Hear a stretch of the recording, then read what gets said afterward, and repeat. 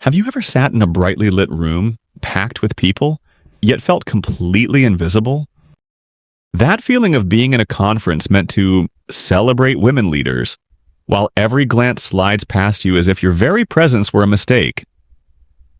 They look at you, a black woman, accomplished, intelligent, yet still erase your name from the list. The pain cuts deeper because the exclusion isn't loud. It's wrapped in polite smiles and the sugar-coated words. Sorry, all the seats are taken. Selena Carter knows that pain well. She was once chosen to speak at a women's leadership conference, but when the lights came on, her name vanished from the program as if she had never existed. They thought she would simply sit quietly in the audience, bow her head, and accept her fate. But they forgot one truth. Those pushed out the most often are the very ones who know how to build their own path. Because Selena's true ambition was never just to claim a chair on their stage. Her ambition was to build an entirely new stage, one where every woman who had been dismissed would finally have a voice. A stage where truth rang louder than any microphone. And then, the story turned. From the woman cast aside, Selena Carter became the center of it all. From having no seat at their table, she created her own. And around that table, thousands came to sit. If you want to know how a black woman, once pushed to the margins, flipped the game so completely that the world had no choice but to listen, stay tuned. Don't forget to like, share, subscribe, and ring the notification bell so you won't miss the stories that expose the hidden truths and lay bare the injustices the world tries to ignore. Because right now we begin at the very first moment. The day Selena Carter discovered her name had been erased from the list. Selena Carter sat in her sunlit office, her computer screen glowing with a polished, formal email. The words were simple, but they shone like a quiet affirmation. We are honored to invite you to speak at the National Women's Leadership Conference. Just that one line was enough to fill the small room with joy. She called her mother in Atlanta, her voice trembling with happiness. Her mother, a lifelong nurse, choked up as she whispered, "My daughter will stand on a stage I was never allowed to set foot on." That very evening, the family gathered around the dinner table, raising glasses of water in celebration. One email, one invitation, one moment that seemed to finally reward years of effort. Selena had already imagined the scene, stepping out beneath the bright lights, hundreds of women applauding, cameras flashing across her face. She had even drafted the opening lines of her speech. I stand here not just for myself, but for every woman who has ever been pushed aside. In her mind, she saw herself becoming the very image of hope. But then another morning came. The screen lit up again. A PDF arrived with the title, Official Speaker List. Selena opened it quickly, her eyes scanning down the page. 10 names, 10 faces chosen to represent the voice of women. She read it once. Then again, searching for an S, a C, any trace of herself. But the list ended with someone else's name, and the emptiness that followed cut deeper than any formal rejection. Her name was gone. No explanation, no apology, just silence, as if she had never been a part of the plan at all. The phone on her desk buzzed. Her mother's excited voice filled the line. "Sweetheart, when do I get to see your speaking schedule?" Selena froze. 100 answers rushed through her mind, but at last she whispered, "They're still finalizing things, Mom." Her tone was light as air, but in her chest a storm gathered. She remembered being 10 years old, back when her class held a speech contest. She had made it to the final round, but the teacher told her, "You can help another group write their lines. Your voice isn't strong enough for the stage." So she stepped back, watching the white kids climb onto the platform. 20 years later, the stage was bigger, the stakes higher, but the script hadn't changed. Selena laughed, though it wasn't joy. It was sharp, slicing through the heavy silence. "Do they think I'll vanish that easily?" she muttered. Her hand gripped the pen tightly, carving a line into her notebook. "Erase my name from the list? But they don't know. I am not so easily erased." And in that bitter silence, a seed of determination was planted. Yet Selena didn't know. This was only the first cut. The deeper wounds were still waiting. If one invitation could turn into silence, what could happen to a front row seat? Selena sat frozen before the screen, the list of names mocking her like a cruel refrain. The feeling of being erased with no explanation, no sympathy, just a cold void, dragged up old scars she thought she had buried. She remembered it clearly. At 10 years old, the classroom split into leaders and helpers. Selena, eager and certain she was smart enough, volunteered to present. But the teacher, a blonde woman with her hair tied high, smiled sweetly and said, "Selena, you'd be better off supporting from behind. Maybe you can write for the others instead." The children shrugged. Some smirked. Selena was pushed aside, replaced by a white girl who took her spot. The next day, as the class clapped for the presentation, Selena stood at the back, fingers clenched around her notebook, lips pressed tight to hide the sting. Back then, she didn't have the words for what she felt. But now, looking back, Selena understood. It was her first lesson in how the world quietly pushed a black girl to the margins. No shouting, no insults, just a polite smile and a helpful suggestion. And now, 20 years later, the same story played out again. The same smile, the same silence, the same erasure. The only difference, Selena was old enough to see it for what it was. Not chance, not accident. A pattern. An invisible framework designed to protect seats she was never meant to claim. She wondered, were certain chairs always reserved for certain faces, while women like her were meant only to watch from the outside? She thought of that wobbly wooden chair in her childhood classroom versus the red velvet seats of the conference hall. Different furniture, same message. Not for you. Not for a... But Selena was no longer that trembling 10-year-old. She was a CEO leading hundreds of employees, signing contracts her detractors could only dream of touching.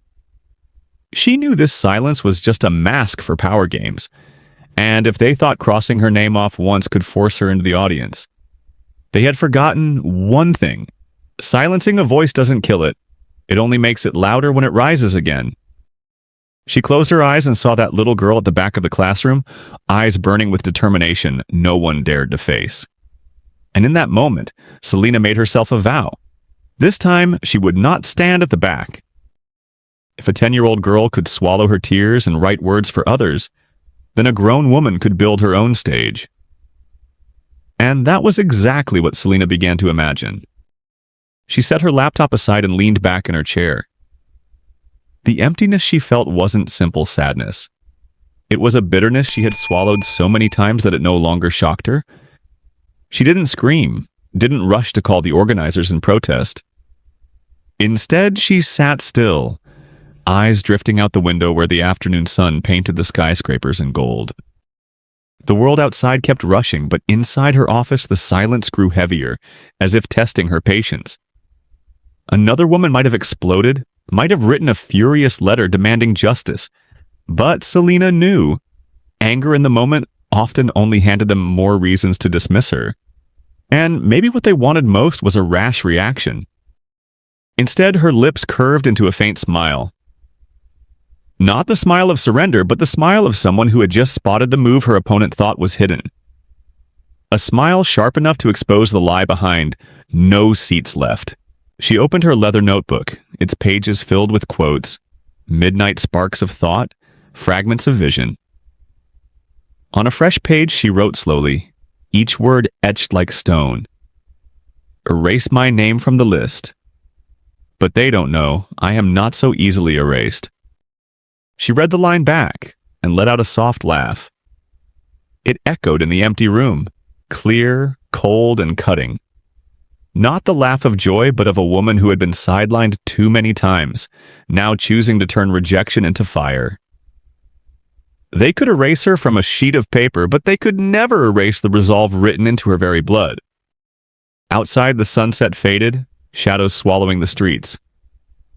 Selena closed the notebook, her eyes gleaming with a strange calm. She whispered, as if to herself but also to the world, "Let them think I've disappeared. Soon they'll see. Silence doesn't mean surrender. Sometimes silence is only the springboard for the sharpest strike. She rose, straightened her blazer, her posture tall and steady as if she had never been shaken. Anyone watching her now wouldn't see a woman quietly humiliated, but a strategist already calculating her next move. The story wasn't over with that list, it was only just beginning. If her name could be erased so easily, what would happen when Selena Carter decided to write an entirely new list of her own? The day of the conference arrived. The grand hall was thick with the scent of expensive perfume and the steady click of high heels against marble floors. Selena Carter entered with a calm presence, her deep blue dress hugging her frame, her hair neatly tied at the nape of her neck. She didn't need to shout to command attention. Her very presence was enough to make people turn their heads. But the moment she reached the reception desk, a cold wave slid across her skin. The receptionist glanced down at the list, then looked back up with a stiff smile. "Oh, I'm sorry. There seems to have been a change. Your seat is no longer at the front. But don't worry, we've arranged something wonderful for you." The sugary tone stretched on, sounding more like consolation than welcome. They led her past rows of glittering red velvet seats. The front row was already filled, glowing with white faces, hair sculpted to perfection, bright smiles aimed straight at the cameras sweeping the room. Every spotlight converged there, as if the entire conference revolved around just those few faces. Selena was guided further back, past the second row, the third, until the very end of the hall. There, dark plastic chairs were crammed together, reserved for names no one would mention. She was invited to sit between two women absorbed in their phones, barely aware of the stage. The receptionist tucked away her polite smile with a nod, like a task completed. Selena sat down, her gaze still fixed on the front. On the massive screen, the conference logo glowed bright, the words honoring women leaders flashing like mockery. She saw every name on the list, every face smiling under the cameras. All the lenses turned toward them. Not one sought out the dim corner where she sat. Another memory surged back. In high school during the award ceremony, she had been seated in the back row despite being top of her class. Her teacher had said it was random. But Selena had always known that randomness had a pattern. The faces they wanted to showcase went forward. The ones they wanted hidden got pushed to the back. She let out a soft laugh, bitter and sharp. At this so-called honoring, she was once again pushed to the margins. Others might have felt humiliated. To Selena, it was nothing but theater. They thought they had placed her in the shadows, but from this vantage point, she could see the entire stage more clearly than anyone. She sat tall, hands resting on her lap. In her silence, her eyes spoke louder than any speech could. A question rose in her mind. If they believed a back row seat could make Selena Carter disappear, what would happen when she turned that very seat into the beginning of her reversal? Selena Carter sat in the last row, shadows draped over her shoulders while the front glowed under bright lights.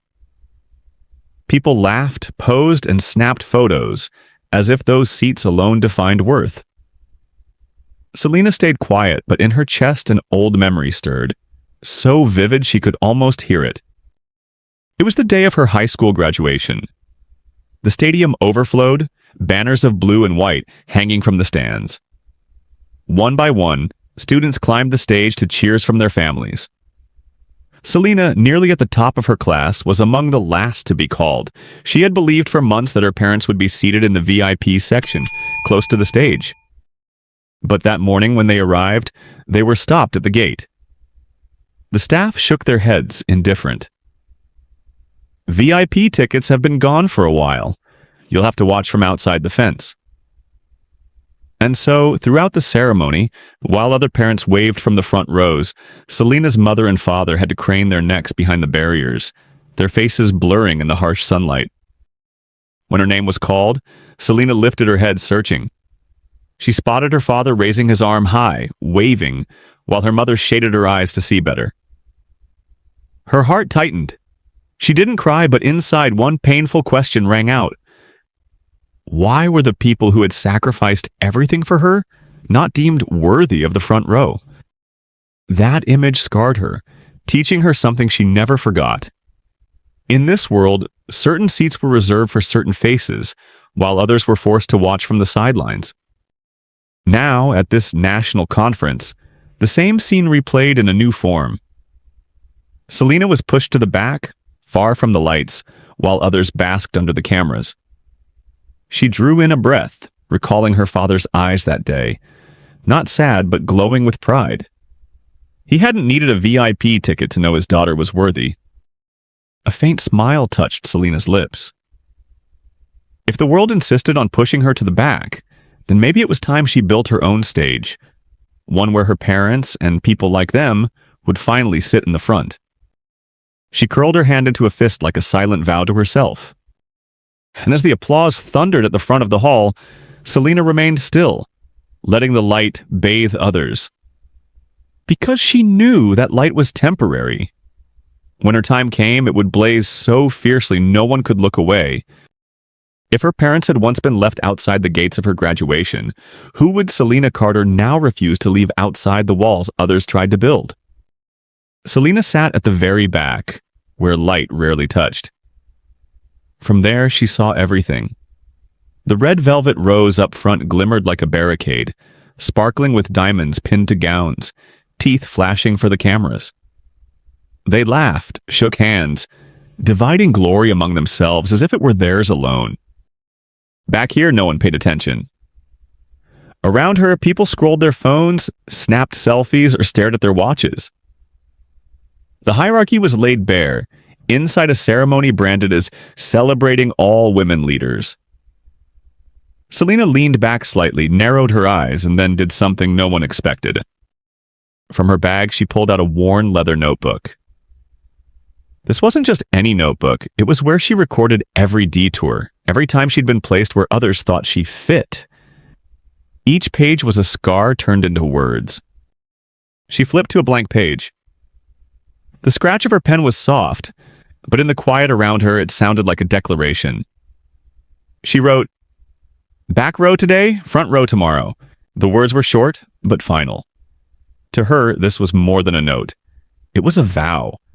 A contract signed in patience and pain carried too long. Selena stared at the line, a thin smile crossing her lips. It held bitterness, yes, but also a blade of irony. Because those women in the front row had no idea that in the darkness they dismissed as failure, Selena had just planted the seed of rebellion. She closed the notebook, her hand pressing it firmly as if guarding a secret. Her eyes sharpened, fixed on the stage. The cameras might not see her now, but one day they would have no choice but to turn. Selena understood. The back row didn't make her small. It gave her a vantage point no one else had. She could see the entire game, every nod, every glance, every false smile. And from this seat of dismissal, she would learn how to walk straight into the place they thought was locked. One thought burned through her mind, clear as an oath. They call this humiliation. I'll make it my launch pad. Selena inhaled deeply, sitting upright. She no longer saw the back row as an insult. It was a starting line. And once she began, there would be no stopping her. If a single notebook could turn scars into promises, could an entire hall be ready for the earthquake Selena Carter was about to unleash? The air at the conference was still thick, like the scent of expensive perfume. Applause kept breaking out as each face on stage took the mic. Camera rigs panned and panned, fixing on radiant smiles as if this were a runway show more than a leadership summit. Selena Carter sat quietly in the back row, her small notebook still in her hand. But when an event staffer leaned over and whispered, "There's a media interview area in the lobby. You're welcome to join," Selena stood up. She walked out slowly along red-carpeted corridors. In the lobby, the interview setup gleamed. Polished backdrops, bands of repeating logos like a reminder of who owned the stage. A row of microphones waited, the lights so hot and bright they seemed to melt anyone standing under them. Selena stepped into the circle of light. For a beat, she felt like she was back in school, the first time she stood at the front of class to read aloud. Heart pounding, eyes blazing with resolve. This time, she wasn't a girl on the margins. She was a CEO who had steered a company through storms and signed million-dollar deals. She believed she could speak and deserved to be heard. But the moment she reached the microphone, something strange happened. The light on her snapped off, gone in a blink. The mic in front of her, lit just a second ago, was lowered and handed to another woman. A blonde in a fire-red dress, bright as a flame. Cameras swung and burst into a frenzy. Selena was standing right there, yet it was as if she'd turned invisible. Backstage whispers drifted over. One voice. Not the right image. Another, easy and casual. We need a face that plays better on media. Soft words, but they hit her like a strike. She stood there in the darkness where the light had just died, feeling her heartbeat turn heavy. In that beat, the familiar humiliation rose, and with it, a deep, steady anger. Instead of reacting, instead of fighting for the mic or demanding fairness, Selena narrowed her eyes and let a half-smile curl. It wasn't the smile of someone who gives in. It was a cutting, ironic smile, like watching a clumsy play where the actors still think the props are hidden. She murmured to herself, just loud enough for her own ears, "If they kill the lights, I'll make the whole room lean in. And when that happens, they'll wish these lights had never gone out." She turned away, leaving the spotlight that had just abandoned her, walking slowly, proudly. The cameras could pass her over today, but Selena knew the day would come when they'd be the ones chasing her image. And when that day came, she wouldn't need their lights to be seen. If a single switch can throw someone into darkness, what happens when Selena Carter learns to light an entire room with nothing but her voice? Selena Carter stood in the dark, where the lights had just blinked out and the mic had been pulled away. The whisper, "Not the right image," still rang in her head and dragged up a memory she'd tried to bury for years. It was the day she pitched her first startup. She was young, blazing with energy, carrying a business plan she'd written and revised a dozen times. The hall that day was bright, lined with investors in suits, faces set like statues. Selena stepped onto the stage, adjusted the mic, drew a breath. Before she could speak, a man in the front row squinted and called out, "Are you the interpreter for the CEO?" The room laughed, not loud, but enough to make her heart drop to the floor. They looked at her, a young black woman, and reflexively decided she couldn't be the one in charge. She didn't fit their image of a founder. To them, the CEO was a white man in a navy suit, not her. She still remembers it, the cold hands, the voice catching in her throat.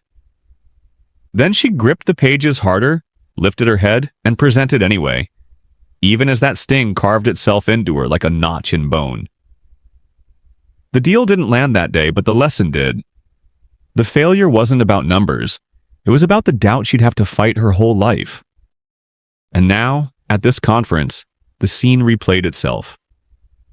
When the light snapped off her face and the mic was whisked away, she could hear that same question again, no longer spoken but alive in every look and every bland nod from the organizers. Selena let out a small, sardonic smile. This world is remarkably consistent, always ready to recast her as the assistant, the interpreter, the shadow. But she knew something they didn't. A shadow can be ignored, yes, but given enough light, it can also grow, stretch, and cover the entire room. She breathed slow, drew the humiliation in one more time, but not to let it break her. She let it turn to fuel. The old wound had never fully faded, and it had never gone weak. It was why she stood steady now, and why, tomorrow, she would step into a light no one could switch off. Selena lifted her notebook and wrote a single, clean line, as if sealing a pact with herself. If they think I'm just the interpreter, I'll translate this whole world into a language they're forced to hear. If a sneering question can become a lifelong scar, what happens when that very scar becomes Selena Carter's sharpest weapon? Selena stood at the lip of the light, where the mic had just been lowered. The woman in red leaned in and flashed a perfect smile for the cameras, her tidy talking points playing to the crowd. The hall seemed to erupt, but to Selena the applause rang hollow, more for a performance than for a point. She inhaled slowly, feeling the chill spread. If this was a game, they figured they'd just taken a piece off the board. But Selena knew silence could be more dangerous than noise. She didn't grab for the mic. She didn't force herself into the beam. She stood tall, watching like someone who already knows how the play ends. Then she laughed, softly. Not loud, but sharp enough to skim beneath the room's glossy mask. She tilted her head, lips curving. If they lower the microphone, she told herself, I'll make the whole room lean in. It wasn't a complaint, it was a vow. Microphones are only tools. A true voice doesn't need equipment to carry. She'd been cut off before, pushed to the edge more times than she could count. Each time she'd found a way to amplify herself. This time would be no different. She stepped back from the interview lights, her heels tapping a steady beat into the carpet. Each step a piece of punctuation. You can cut the lights, I'll light my own. You can lower the mic, I'll make the world listen. A few people glanced over, surprised by her calm. They expected anger, a scene, a crack in her poise. Instead, she left them with quiet, high-spined defiance. Selena Carter didn't need to fight for their stage. She was preparing another, one where the lights can't be killed and the microphones can't be taken away. If one woman can turn silence into a manifesto, what happens when Selena Carter turns that silence into an earthquake? Selena Carter returned to the hall. Her seat in the very last row was still waiting for her. The room thundered with applause as the host introduced one of the headliners of the panel, Marcus Hale. The name made Selena freeze for a moment. Marcus, the man who once sat beside her in a cramped little room full of scattered papers, surviving on instant noodles just to keep their dream alive. Back then they were a team, bound by hunger and hope.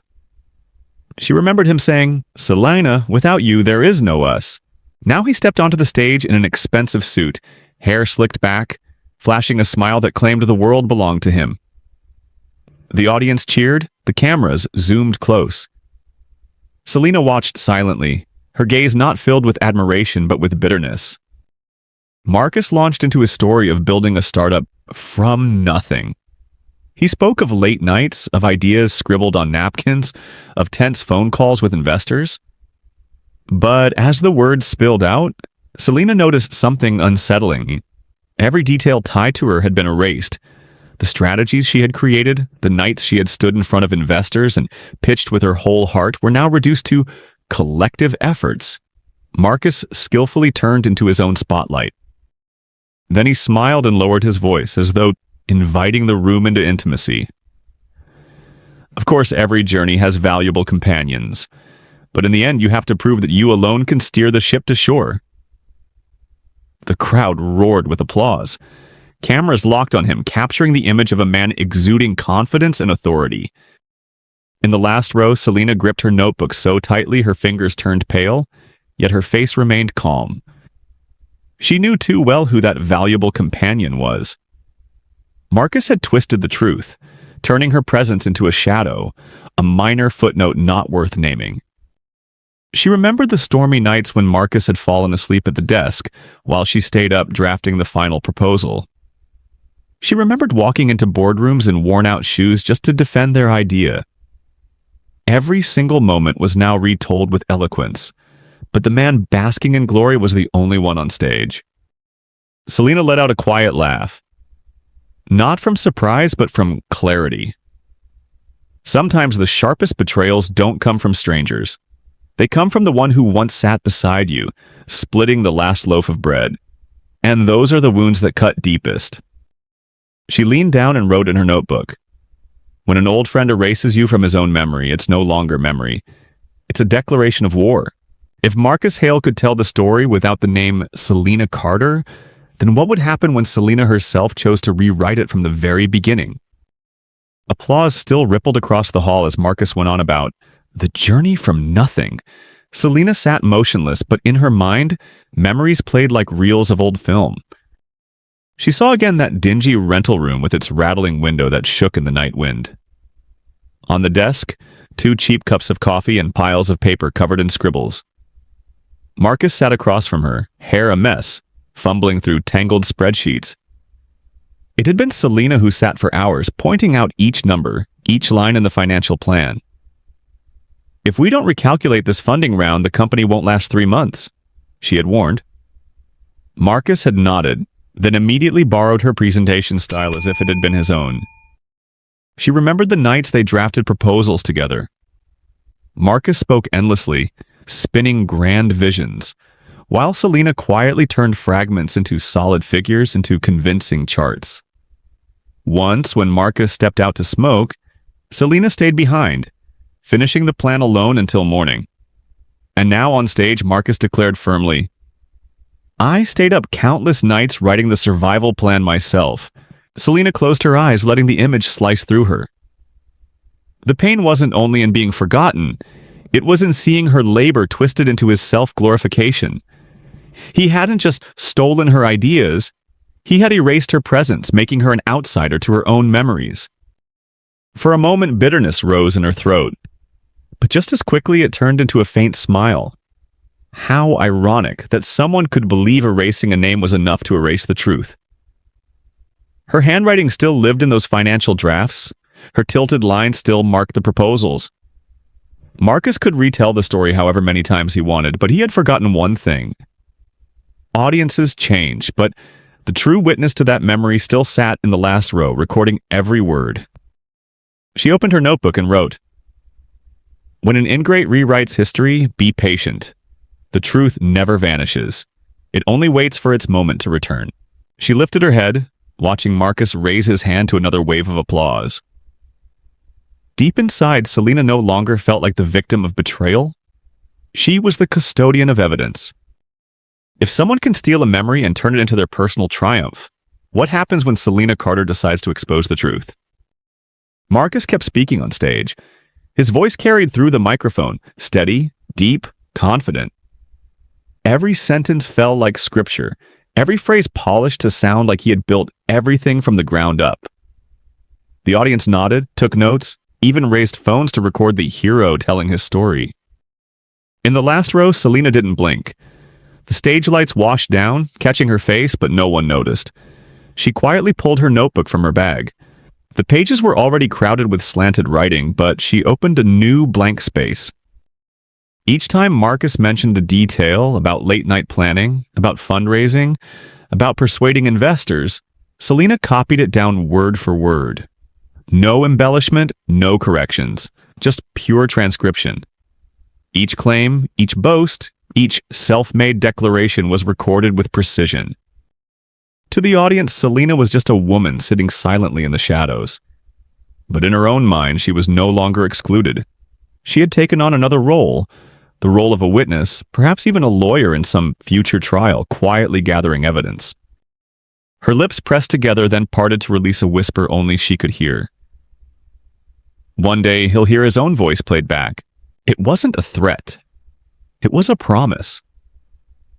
Because Selena knew the truth always finds its way back. Marcus could rewrite history under the lights today, but when the truth surfaced, his own words would return as a mirror, reflecting every layer of deceit. She stopped writing, inhaled deeply, and felt calm spread through her chest. Instead of anger, she chose patience. Patience to observe, to record, to turn every lie into evidence that could never be denied. Another round of applause washed over Marcus as he bowed under the lights. Selena smiled faintly. Cold, razor sharp? If he thought he had already won, he'd forgotten one thing. Every game of chess still has its final moves unseen, and she, not he, was holding the real board. She closed the notebook, her palm pressing firmly on the leather cover as if guarding a treasure. No one in that hall knew that, in the very last row, a silent dossier was being written. A dossier with the power to turn the story upside down. If a man can redraw history with microphones and spotlights, what happens when Selena Carter opens her notebook and lets his own voice testify against him? The next day, before the glitter of that grand conference had even settled, Selena Carter released an announcement that stunned the entire city. On her official account, she posted a single, unembellished line. No fanfare, no drumroll. "I will host a leadership panel for the women who were not invited." Just 12 words, yet they landed like a stone cast into still water, sending ripples across the surface. Social media erupted. Some shared the news with delight. Finally, someone dares to speak for us. But the majority only laughed. Memes spread like wildfire. People pasted Selena's face onto an image of a shabby garage birthday party, complete with a lopsided cake and a few sagging balloons. One sneered, "From national conference to garage party. That's the new definition of leadership." Another comment, racking up thousands of likes, read, "Anyone who wants to hear a failed CEO whining? Go ahead. Me? I've got better things to do." Even mainstream media joined the chorus, publishing articles with a half-serious, half-mocking tone. They called her upcoming event a reckless experiment, a hopeless gamble, and even a desperate attempt to reclaim the spotlight. Selena read it all. She didn't hide. She didn't block a single insult. Each article, each meme, she looked at head-on, then closed her laptop with a faint smile. They thought laughter could make her smaller, but deep down, she knew that laughter only proved one thing. They were watching. To many, Selena's decision seemed sheer madness. Who dares host an event in direct competition with a national conference that had just dazzled the world? Who has the audacity to set up a stage when society itself had tried to push her behind the curtain? But for Selena, this so-called madness was not a choice. It was the only path left. She had grown far too accustomed to being pushed to the back of the line, cut off mid-sentence, silenced at the microphone. If she waited for an invitation, she would wither in silence. So she chose a road others could only see as ruin, but to her was opportunity. Selena understood. What is most ridiculed often carries the fiercest seed of strength. She sat at her desk, opened her notebook, and wrote a single line. "If they laugh at a garage, I will turn the garage into a square." The moment she finished, her eyes lit up. She knew not all laughter is harmless. Some laughter lasts only until the crowd realizes they mocked the very event they will later fight to buy tickets for. If a meme could send social media into chaos, what would happen when Selena Carter's garage event suddenly sold out? The jeers still poured in online, but instead of breaking her, they carried her back into a deep memory. The memory of her first beginning, when she had nothing but belief in the quiet support of one woman. She remembered that sweltering afternoon in a tiny Atlanta kitchen. Barely in her 20s, Selena laid a thick stack of papers covered in numbers before her mother. Her voice trembled, but her eyes burned bright. "Mom, I need a little capital to start. I know it sounds crazy, but I believe in this project." Her mother sat silent for a long while. Then, without a word, she slipped the wedding ring off her finger. It was the last relic of a broken marriage, the only piece of jewelry she had never removed. Selena remembered the shock like a slap. "Mom, no, I can't take that." But her mother only smiled, eyes lined with years, hand resting gently on her daughter's. "You only need one small candle and it will light the whole room. Don't fear their laughter. People laugh only when they lack the courage to light their own." That day, her mother pawned the ring and returned with a small sum, just enough for Selena to print her first proposals, to rent a corner desk somewhere. People mocked her then too. A startup funded by a pawned wedding ring? A hopeless gamble, they called it. Just like today when they laughed at her garage event. But Selena understood. Their laughter meant nothing compared to her mother's faith. Alone in her office, surrounded by a flood of memes, Selena smiled faintly. They didn't know. She had already survived their laughter long ago. Those jeers had hardened her for this very moment. Without that ring, there would have been no company, no CEO sitting here ready to challenge an entire system. She picked up her notebook, added a line. "A small candle can blind those who've lived too long in the dark." Closing it, her hand warmed as if touched again by her mother's hands from years past. Selena raised her eyes, staring at the screen filled with scorn. There was no humiliation left there, only a cold determination. She knew that the same voices mocking her now would soon scramble for tickets to the very garage party they had scorned. If a wedding ring could turn into the seed capital of a dream, What would happen when ridicule itself became the drumbeat to open Selena Carter's stage? 3 days after her announcement, while social media still roared with mockery, something strange began to happen. Her event's registration inbox kept flashing. At first, just a handful of names, women quietly excluded from conference tables, women who had never been given a front row seat. Then the numbers swelled. By midday, hundreds had signed up. By nightfall, the count reached 1,000. Within days, a bold red notice appeared. Sold out. Selena sat before her screen, the blue light washing over her face. Not giddy, not smug. The feeling was steadier, like a calm heartbeat telling her that her instincts were right. While the world laughed, people had been waiting for a place where they could finally listen and be heard. She scrolled through the list of registrants. Not celebrities, not famous names, but ordinary women. Teachers, nurses, office workers, single mothers. They weren't coming for a flash of cameras. They were coming because they longed for a stage where no one was excluded.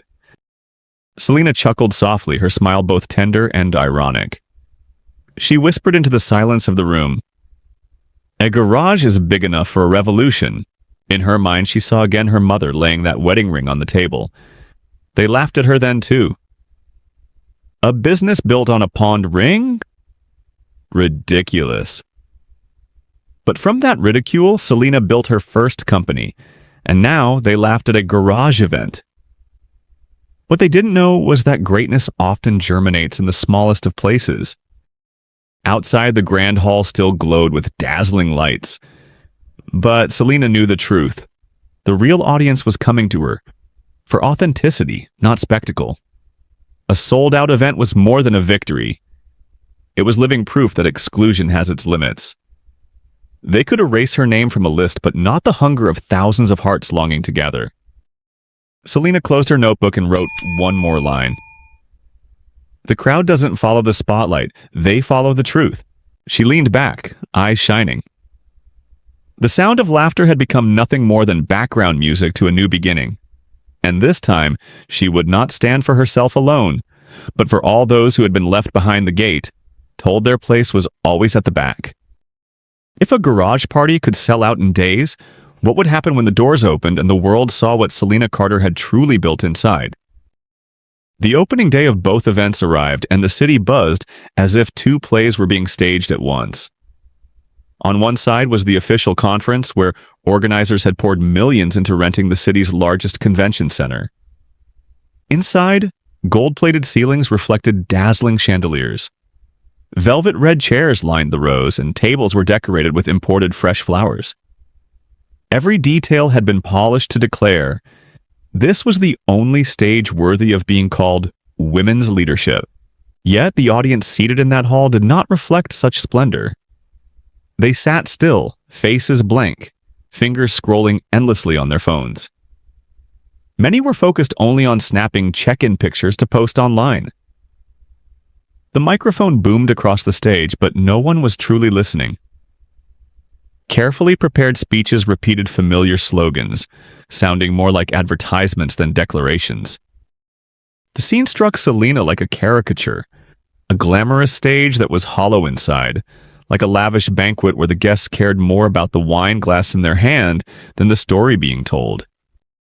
Meanwhile, just a few blocks away, the hall Selena Carter had rented for her so-called garage event looked nothing alike. No sparkling chandeliers, no extravagant flowers, just a simple space with folding chairs lined neatly in rows. On the walls, a few hastily printed banners, their colors uneven. But what made the room glow was not the decor. It was the energy of the people inside. The hall was packed to capacity, with many standing in the aisles and even spilling out the doors. No one was scrolling their phones, no one distracted. They sat upright, eyes fixed on the small stage, hanging on every word. There were no hollow slogans, only real stories, of being erased from lists, of knocking on dozens of doors in search of opportunity, of tears shed when doors slammed shut in their faces. Each story cut through the glittering facade of the official conference like a blade slicing through silk. Selena stood backstage watching. She saw faces glowing, not from stage lights, but from empathy. The applause rose not because of microphones or media cameras, but because people saw themselves in the words spoken. In that moment, Selena understood. Real power did not live in velvet-covered chairs, but in whether anyone truly wanted to hear you. She let out a quiet laugh. One room was drenched in light yet steeped in lifeless silence. The other was lit plainly, but every soul vibrated as if rediscovering a voice long buried. If the Grand Hall was a golden palace, beautiful but empty, then Selena Carter's event was a small flame. But it was that flame that could spread across the city. And the question hung in the air, when these two pictures were placed side by side, where would the audience choose to stand? Inside Selena Carter's hall, no spotlight could dazzle the eyes, but there were sounds that tightened the heart. Each time a woman stepped onto the modest stage, there was no orchestra, no grand effects, just the faint crackle of an old microphone, followed by a trembling voice beginning to speak. An older teacher shared that she had taught for 30 years, yet had never once been invited to a major education summit. I applied again and again, but they told me I didn't have the right international profile. But I was the one who held my students when they cried from being called worthless. What kind of profile can measure that? When she finished, the hall went silent, then erupted in applause. A young nurse recalled a night shift when the hospital was flooded with accident victims. She worked 12 hours straight without rest. Yet when it came time for award nominations, her name was replaced by that of a male doctor who had shown up only at the end of the shift. They said his image represented the hospital better. Her voice cracked, but she tightened her grip on the microphone as if to declare, this time her voice would not be erased. Selena sat in the front row, listening intently. In each story, she didn't just see the women speaking. She saw her mother, who once sold her wedding ring to ignite her daughter's dream. She saw her aunt, who worked a lifetime in a factory with calloused hands, never recognized as a success model. And she saw her grandmother, who had once told her how she was forced out of church pews because of her skin color. Those memories blended with the present, forming a tide of emotion that surged through Selena. She realized this hall was not just an event. It was where past and present converged, where scars long hidden were finally brought into the light. No one was pushed behind gates anymore. No one was told their seat was at the back. She inhaled deeply, letting those voices soak into her. This was the answer to every garage party mockery outside. People could laugh at the venue, but they could not laugh at real tears, real wounds. And the more stories poured out, the more certain Selena became. The power of this gathering lay not in its size, but in its truth. Truth that could not be faked. Selena nodded to herself, jotting in her notebook. No spotlight shines brighter than a scar that is spoken aloud. If a humble hall could turn scars into light, what would happen when that truth began to pull audiences away from their velvet chairs? While the official conference droned on with hollow speeches and half-hearted applause, something unusual began to happen. From the back rows, a few attendees quietly stood up. At first, it seemed like trivial excuses, a call to answer, a drink to fetch, but instead of returning, they slipped out the doors. The host continued his monologue about the radiant future of global women's leadership, but empty seats began dotting the hall. Television cameras panned carefully, avoiding the gaps. The silence thickened, not from focus, but from fatigue. Beneath the glittering chandeliers, people were so weary they just wanted to escape.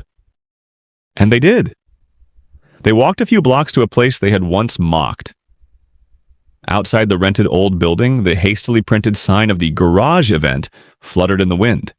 But inside, applause roared like a wave. Each time a woman rose to tell her story, the hall exploded with energy, as if an electric current ran through the crowd. Those who had left the official conference stepped in, startled. No one was staring at their phones, no one dozing in boredom.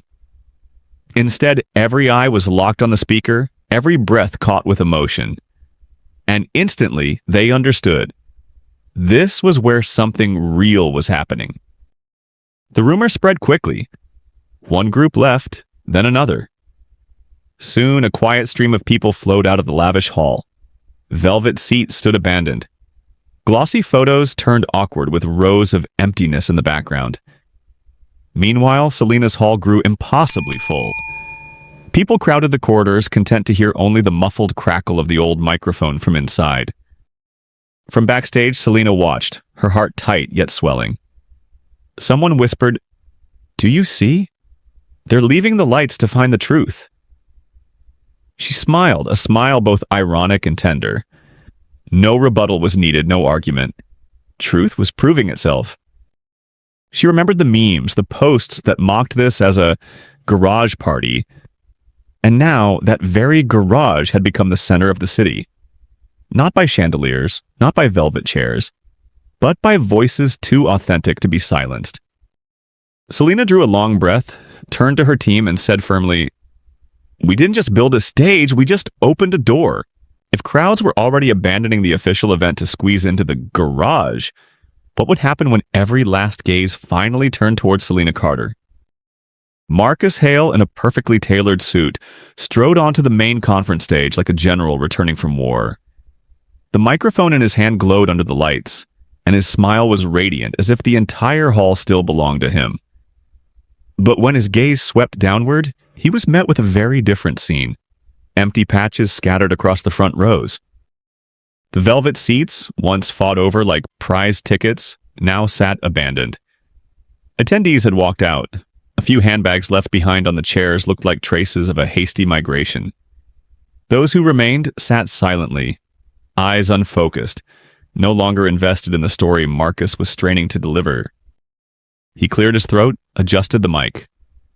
His voice rang out strong, but when it hit the empty seats, it cracked apart, echoing hollowly. Each word was swallowed by the cold void. No more thunderous applause, only a few reluctant taps that betrayed their disinterest. In that instant, Marcus flinched inside. He remembered the rehearsals when the organizers kept saying, "Always imagine the audience is packed." But imagination had betrayed him. The empty chairs stood like mirrors reflecting back the raw truth. People no longer chose to stay with him. The harder he pushed his speech, the more awkward he became. His once commanding tone sank into weak, faltering notes. The posture that had screamed confidence now looked like an actor performing for an empty theater. Behind the stage, a few staff members whispered nervously, faces tightening. They couldn't grasp why people were leaving en masse. One blurted out, "They've gone to Selena Carter's." The control room air turned heavy. Everyone understood. Once the audience turns its back, no spotlight can save you. Meanwhile, in the very back row, the seat Selena had once been forced into, there was now no one left. Not because she'd been forgotten, but because people had chosen to go elsewhere. In that moment, her humiliation was transformed into the sweetest revenge without her lifting a finger. Marcus stood there, still forcing a smile, but it was painfully stiff. The mic's sound bounced off the vacant rows like the brittle crack of a glass about to shatter. And no one could deny it now, not even Marcus himself. His aura was collapsing. If a glowing microphone can't hide empty seats, what happens when Selena Carter takes the stage without a single spotlight? Selena sat inside the smaller hall, where the only light came from trembling yellow bulbs hanging loosely overhead, flickering like breaths. No gleaming microphones, no giant LED screens, not even velvet seats. Yet when she spoke, the room fell silent. Her voice wasn't loud, wasn't forceful, just steady enough that those in the back leaned forward to catch every word. They say to be the center, you need a mic, lights, the main stage. But Selena had realized, the true center is wherever every gaze turns naturally, without anyone commanding it. When she told of her mother pawning her wedding ring so Selena could start her business, eyes glistened, as if each listener saw their own kin in her story. When she recalled being cut from lists simply for being the only black girl, heads nodded, pain vibrating like a shared echo. She didn't need to shout, because every pause between her words was music on its own. Inside her, a thought wound its way through. This is the real stage, one that cannot be stripped away, silenced or erased. For years she had believed justice must be found in the front rows under bright lights, with her name printed on grand banners. But here, surrounded by people leaning in to hear her, she understood. Justice lived in every eye, every nod, every breath held waiting for her next word. She looked around, catching sight of a young woman gripping her mother's hand. She saw a dark-skinned man who had likely known what it meant to be sidelined at work. And then she realized all of them were giving her a silent vow. Speak, we're here and we will stay until the end. What bitter irony. In the grand hall across the street, Marcus had the mic, the lights, the backing of organizers. Yet his words only echoed into lifeless air. Here, Selena had nothing but her bare voice and an unbending spirit, yet each word rooted itself in her listeners' hearts. She didn't need a stage because her very presence, amid those who had longed to be seen, was the stage. A stage not built of wood or steel, but of memory, suffering, and shared hope. Selena drew in a deep breath. She wasn't trembling. In fact, she felt stronger than ever. Not because of lights, but because she had just found the one thing they could never take. And just as that sense of calm wrapped the room, another surprise awaited at the door. The air inside her hall thickened, every word etching itself into the silence. People leaned in, holding their breath, because her voice carried weight, not from grandeur, but from a truth that was hard to swallow. She paused, eyes sweeping across the room. In that moment, memories of interviews where her mic was cut, her lights turned off, replayed in her head like a cruel farce. They had once told her she didn't fit the image. What image? An image chosen by those who had only ever lived in the light, never knowing the dark? Her lips curved into a faint, biting smile, her tone slow, deliberate. Aha, looks like I fit the image after all, don't I? The words fell softly like a feather, but sliced like a razor. For a heartbeat, the entire room froze. Then, like a dam breaking, laughter burst forth. Applause roared against the walls, up to the ceiling and down to the floor. Hands clapped raw but relentless. Laughter surged from deep in people's stomachs, as if they had all been waiting for this very release. Selena stood still, letting the sound swell. She didn't wave it down, didn't soften it. For the first time, her irony wasn't just armor for herself. It exposed the charade that had swallowed countless others like her. And in that instant, this makeshift hall with borrowed chairs became something else. A place where one simple truth was declared. Truth, when spoken by someone once silenced, doesn't need lights or cameras. It shines on its own. She saw fiery eyes, tears falling unchecked. One woman rose, clapping harder than another, then whole rows stood together. No command was given, yet everyone rose as if they had waited for this reversal all along. The phrase, fit the image, had been crafted to deny her a place. Now she had turned it into a mirror reflecting the smug faces that once sneered.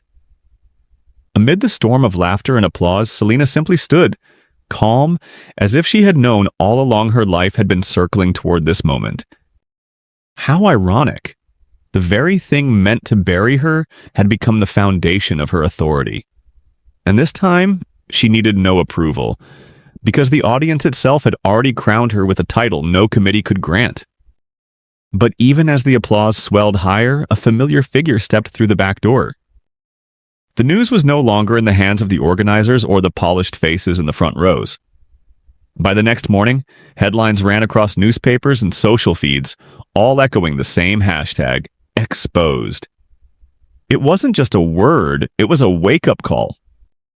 The main conference, the one once advertised with glamour, red carpets, and live cameras, had become nothing more than an abandoned space. Photos of speakers lined up on a luxurious stage but with scattered empty seats beneath, circulated online not to be admired but to be mocked.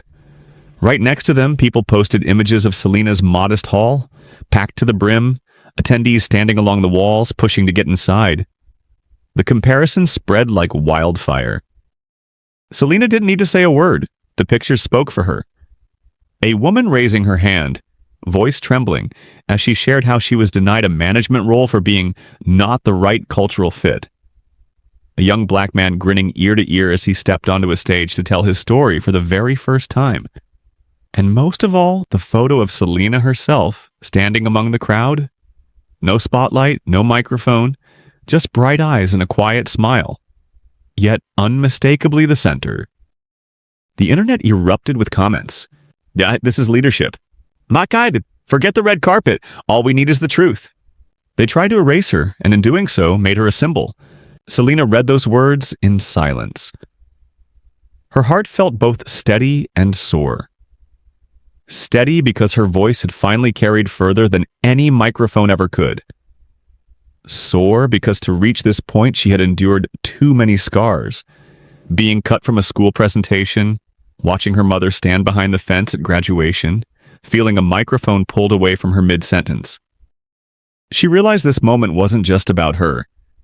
It was about everyone who had ever been shoved into the back row, cut off from the spotlight, laughed at for even trying.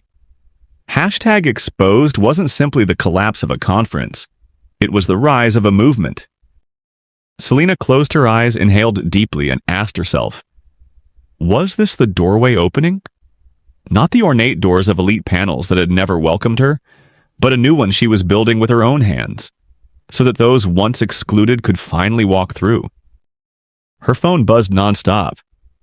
Emails poured in with invitations to collaborate, to speak, to lead, opportunities that just days before people believed she didn't deserve. But Selena didn't rush to reply. She knew this new path wasn't meant for her alone. And as the first light of dawn slipped through the window, Selena whispered, if a hashtag can bring down a system, then I will use it to build a new world. Yet just as she thought everything was finally clear, an unexpected message lit up her screen. When the noise faded, Selena sat in the small room behind the hall. The folding chairs were still in disarray, scraps of paper scattered across the floor. No more laughter, no more applause, only silence rushing in to wrap around her. This room had once been a storage space, lit dimly by a trembling yellow bulb. But now, to Selena, it was a place to breathe deeply, to let her heart settle after the storm. And in that silence, memories returned like a film reel. Herself as a child, sitting outside the classroom because her group decided a black girl wasn't welcome in their presentation. Her parents standing behind the fence at graduation, forced smiles hiding the hurt of not sitting in the VIP parent section. The sting of lights cut, microphones dropped, each one a public slap across her pride. Doors from classrooms to stages to conference halls had never opened for Selena. They had always shut the moment she approached, or worse, slammed in her face.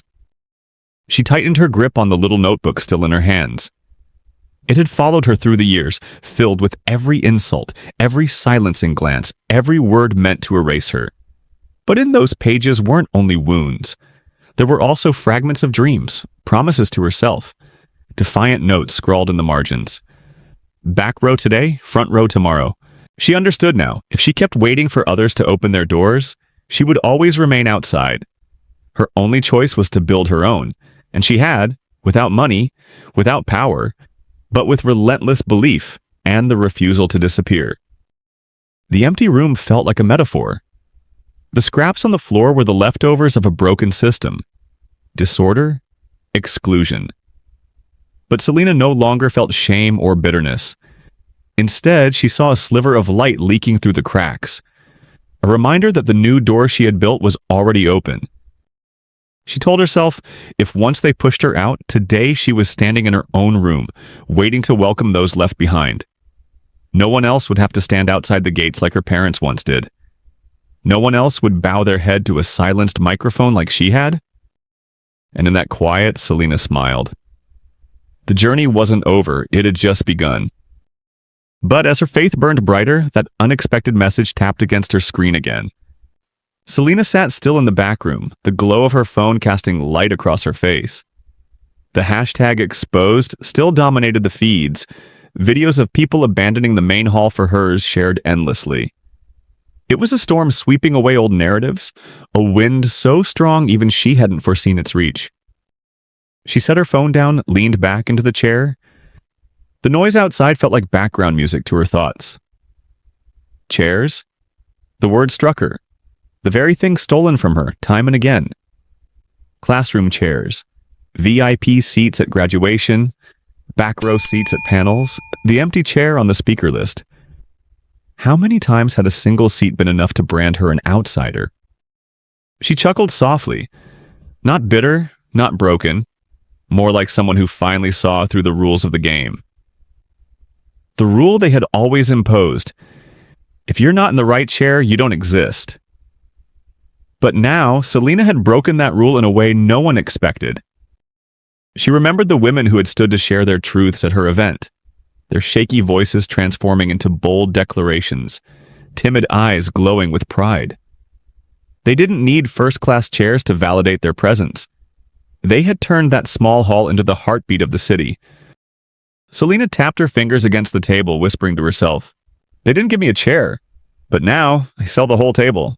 The words landed like a manifesto, no longer scrambling for scraps of chairs others tossed aside. She had built the table itself, reset the rules of the game, and now those chairs would have no choice but to gather around hers. Outside, cameras still flashed, reporters still called her name, and online, comments flowed like a river. But inside the quiet room, Selena simply smiled. Not the smile of a conqueror, but of someone who knew. From now on, no list, no system could erase her name again. And you see, Selena's story was never just about a chair. It was about every door that slammed in your face, every time you were pushed out for not fitting the image. Yet, it is in that moment, when you stay, when you build your own table, that the world is forced to gather around you. The new door was open now, but beyond it stretched a larger road. And on that road, Selena would not walk alone. So tell me, don't you think it's time you built a table of your own? If this story touched your heart, make sure to like, share, and subscribe. Every click helps us bring more powerful stories of empathy, justice, and silent strength to life. Your support is what fuels this journey. Let's keep standing together and rising higher, one story at a time. Stay safe and inspired.